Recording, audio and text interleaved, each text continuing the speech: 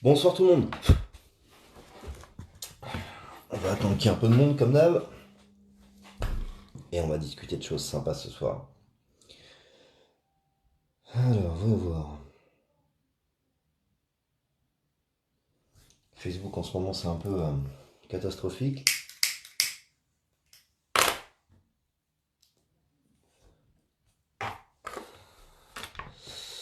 J'ai pas encore les commentaires. Voilà, ça commence à arriver.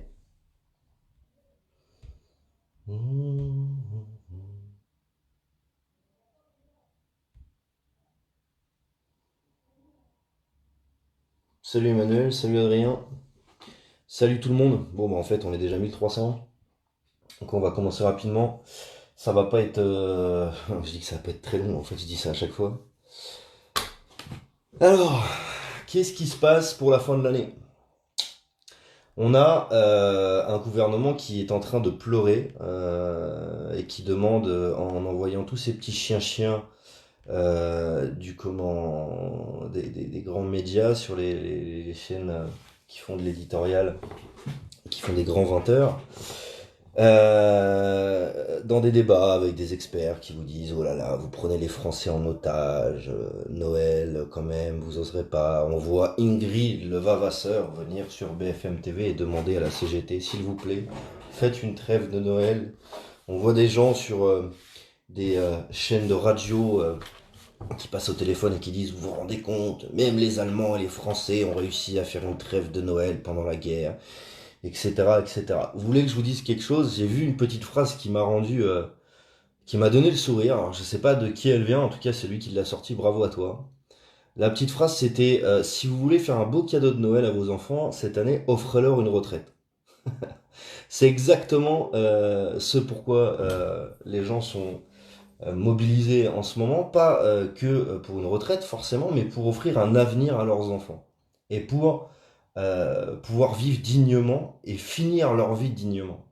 Il y a certains, coincés du cul, trous du cul, qui, le cul bien au chaud dans leur petite voiture de luxe ou dans leur petit canapé, en regardant ces chaînes de télévision, se disent oh là là, ces preneurs d'otages, terroristes, séditieux, factieux, jaunes, rouges, noirs, enfin peu importe la couleur du gilet finalement, il faudrait surtout pas toucher à leur petit confort. Alors, je vais avoir une petite nouvelle quand même. Ça fait plus d'un an. Plus d'un an parce qu'on va arriver au 17 novembre, donc ça fera exactement 13 mois. Hein. 13 mois que des gens sont mobilisés massivement, parce que bien sûr des gens étaient mobilisés avant. Hein. J'ai d'ailleurs une amie qui est actuellement sur la ZAD de Notre-Dame-des-Landes à qui je passe le bonjour. Et à Notre-Dame-des-Landes, ça discute beaucoup de ce qui se passe, parce qu'il y a beaucoup de soutien envers ce qui se passe actuellement, pas envers des personnes en particulier, mais envers ce qui se passe actuellement, et pas forcément que à la ZAD de Notre-Dame-des-Landes, à qui je passe un gros coucou et je salue le courage de tenir cette ZAD depuis tant d'années, contre un projet qui est juste scandaleux, un peu comme ADP, un peu comme énormément de choses. D'ailleurs, je vous invite massivement, pour ceux qui veulent se rendre compte un peu de ce qui se passe, il y a QG qui a fait un reportage là sur un espèce de condensé de ce qui se passe et de la façon dont on a de voir les choses, en tout cas pour tous ceux qui sont mobilisés depuis plus d'un an, qui s'appelle Allô l'Assemblée, le peuple va craquer. Euh, il y a plus de préavis de grève pour mardi qu'il y en a eu le 5 décembre. Quasi la quasi-totalité des syndiqués, non syndiqués, gilets, pas gilets, du moins donc personne lambda, hein, qui fasse partie d'une structure syndicale ou pas, la quasi-totalité ont bien compris que si on reculait aujourd'hui, on reculera à tout jamais. Donc le mot d'ordre est clair, il y a un signal qui a été tiré. Ce gouvernement, entre ses conflits d'intérêts, ses détournements de fonds, ses mensonges, on voit par exemple, comment il s'appelle cet imbécile, j'ai oublié son nom parce que j'ai sa tronche mais j'ai pas son nom. Tac tac tac tac.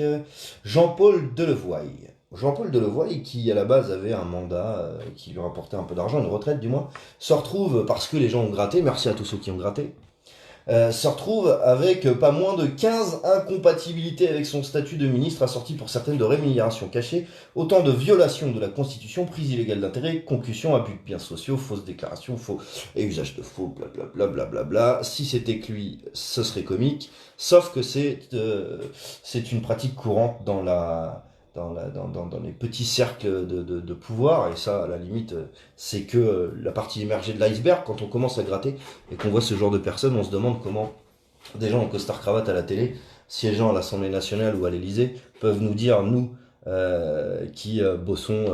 alors oui, on va me dire, oh, attention, donc là, t'as été aux aides sociales pendant 2 ans.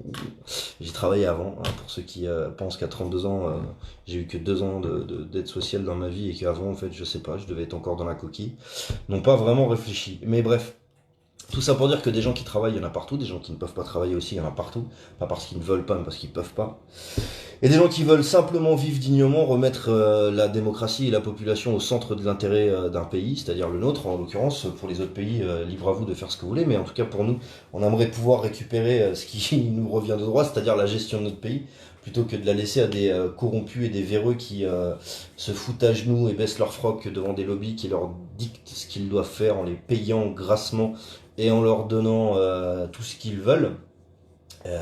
Sans oublier d'effacer tous les délits, les infractions qu'ils pourraient commettre, sans oublier de les faire rentrer dans une case différente du citoyen lambda face à la justice, la fameuse justice à deux vitesses, hein, l'instrumentalisation des institutions judiciaires comme policières, comme quasiment toutes les institutions qui aujourd'hui n'ont plus de valeur finalement, parce que elles sont complètement détournées de leur fonction et leur fonctionnement de base. Salut Aude. Donc voilà, on en est aujourd'hui à une grève qui s'annonce massive. Mais alors, je crois que là, pour avoir la tronche, que je sais pas, pour garder la face et pas se voiler la face devant une caméra de télévision, quand je vois Édouard Philippe, quand je vois tous ces corrompus là qui disent mais tout va bien, mais tout va bien. Chers citoyens français, tous autant que vous êtes, hein, sans distinction de sexe, d'origine, de couleur, de taille, de QI ou j'en passais des meilleurs. Chers citoyens français, dites-vous bien une chose. C'est pas une fois que ça va vous tomber sur le coin du nez qu'il va falloir vous réveiller. Heureusement, des milliers et des dizaines de milliers de personnes se sont réveillées. D'ailleurs, c'est pas pour rien qu'on a encore pas loin de 70% de gens qui soutiennent cette grève. Quand vous dites que on est minoritaire dans ce pays, je pense que 70% d'opinions favorables, ça prouve complètement le contraire. Quand on voit tout ce qui est en train d'être bloqué, ça prouve totalement le contraire. Quand on voit ce gouvernement qui est en train de patauger, ça prouve totalement le contraire. Et vous m'expliquerez, tous ceux qui cautionne ce que le gouvernement peut faire, et quand je dis cautionne, c'est tout ce qui est violence policière, instrumentalisation de la police, et j'en passais des meilleurs, détournement de fonds, vol de biens sociaux, trafic de drogue, et même peut-être trafic d'autres choses, hein, pour pas rentrer dans certains domaines, mais il y a aussi ça qui se passe. Euh, Quand vous défendez tout ça, le soir, quand vous rentrez dans vos familles, dans vos maisons, au chaud, bien assis, le cul dans votre canapé, vous racontez quoi à vos gosses? Que tout se passe bien? T'inquiète pas, on va te payer des bonnes études, t'auras un bon poste et tout va bien se passer. Mais j'espère que vous y croyez vraiment quand vous le dites, parce que ça doit être très compliqué d'essayer d'y croire quand on sait que seulement ceux qui ont un poste de politicien pourront approximativement avoir un futur potable. Pour tout le reste, que ce soit des patrons de petites, moyennes entreprises, des gens qui arrivent à foutre de l'argent de côté, à, je sais pas, capitaliser sur des comptes bancaires à l'étranger, je sais pas. Tout ça, tous ces gens-là, même s'ils ont une fortune, on va dire, hypothétique, on va tous gober. Tous. De celui qui n'a rien à celui qui a un peu plus, mais pas trop. Euh, Vous allez tous gober. Et on va tous gober. Donc quand j'ai vu ce reportage de QG, que j'étais pas prévenu qu'il allait être fait, parce que dans Quartier Général, ce qui est bien, c'est que chacun est libre de faire ce qu'il veut. Donc j'ai eu la notif quasiment en même temps que vous, parce que je l'ai partagé juste après. J'ai ressenti un... Regardez vraiment ce reportage et dites-moi ce que vous en pensez, parce que moi quand je l'ai fini, j'ai eu l'impression d'avoir un condensé de 1 an de ma vie, entre le moment où je savais rien, où j'en avais rien à foutre et où je vivais ma vie de tous les jours, au moment où on en est aujourd'hui à j'en sais un peu plus, ça me donne pas envie de plus savoir et ça me donne surtout pas envie de rentrer chez moi. Et entre les deux, il y a tout un système politique qui a tenté de faire taire les gens par tous les moyens possibles. Fallait surtout pas que les gens soient au courant de comment fonctionne cette petite élite. Et voilà, tout ça pour dire qu'on en arrive à la fin de l'année. Et beaucoup de gens, je parle avec des gens aussi dans la ville où j'habite, et il y a des gens qui me disent: ouais, tu te rends compte quand même, Noël, ça fait chier. Ouais, ça va faire chier, ouais. Ça va faire chier de pas fêter Noël comme un Noël lambda, basique, où tout le monde bouffe des petits fours, avec du pâté pour certains, parce que le foie gras, tout le monde peut pas s'en payer, hein.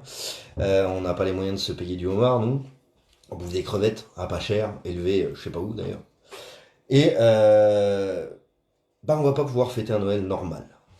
Mais ce sera peut-être le plus beau Noël que j'ai jamais vécu.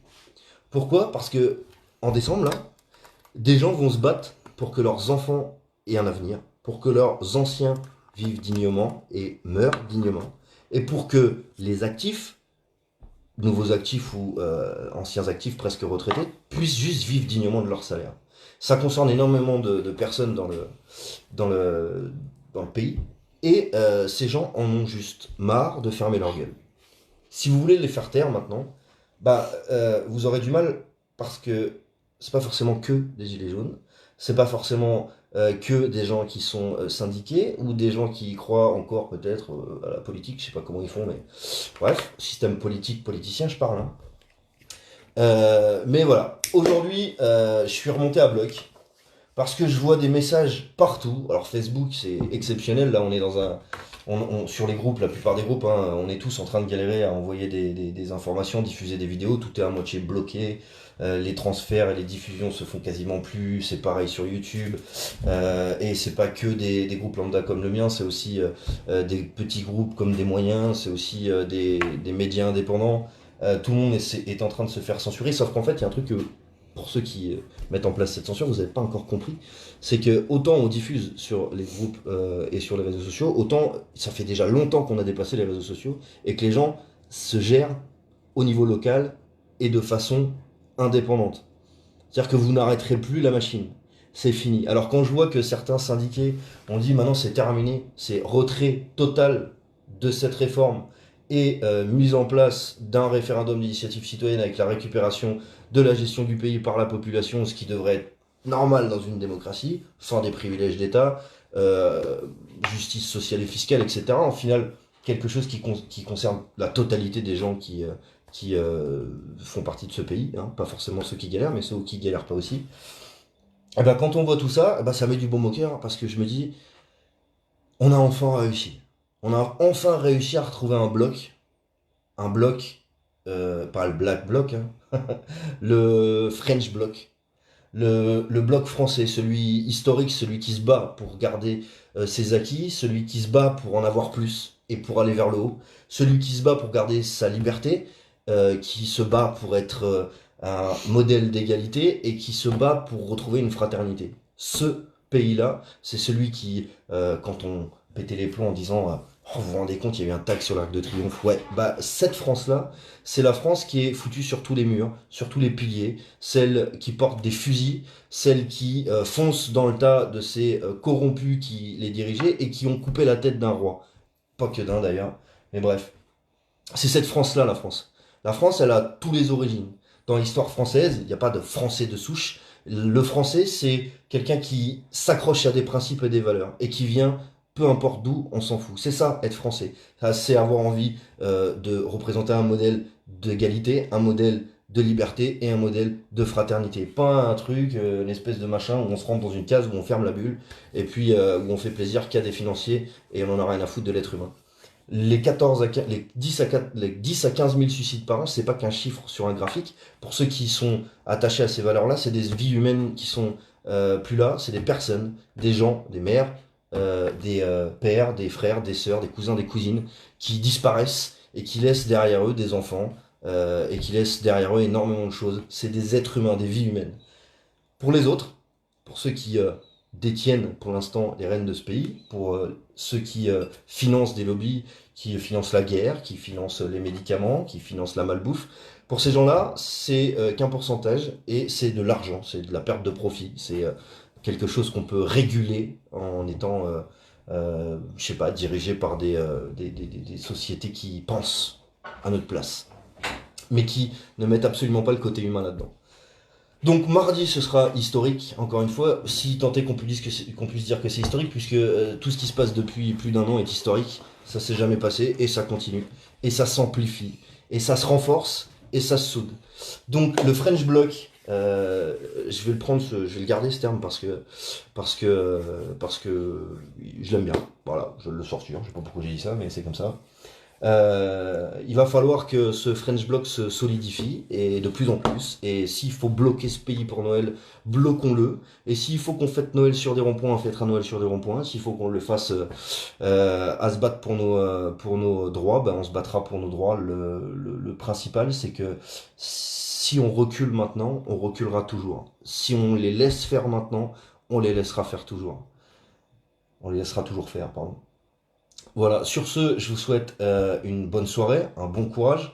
Je vous invite vraiment, c'est pas parce que je travaille chez Quartier Général que je vous demande de le voir, mais franchement, moi, ce reportage est juste génial. Le dernier reportage, Allô l'Assemblée, le peuple va craquer. Je vous invite vraiment à le regarder. Il dure 7 minutes 49, c'est pas très long. C'est le temps d'un café et d'une clope pour ceux qui fument, pour ceux qui ont compris que c'était mauvais pour la santé, c'est le temps de le regarder, tout simplement. Sur ce, merci à tous ceux qui se mobilisent depuis le départ. Merci à ceux qui lâchent rien, qui se battent et qui ont compris tout ce qui se passait. Merci à ceux qui rejoignent petit à petit tout ça. Merci aux jeunes qui nous rejoignent. Merci aux anciens qui ont retrouvé l'espoir et qui nous donnent des conseils.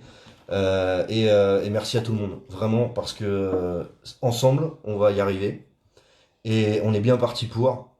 Et tous ceux qui ont pu critiquer pendant un an en disant que telle action était inutile, telle chose était inutile, et ben, vous voyez, un océan s'est fait de plein de petites gouttes, et là on est en train de créer un raz-de-marée.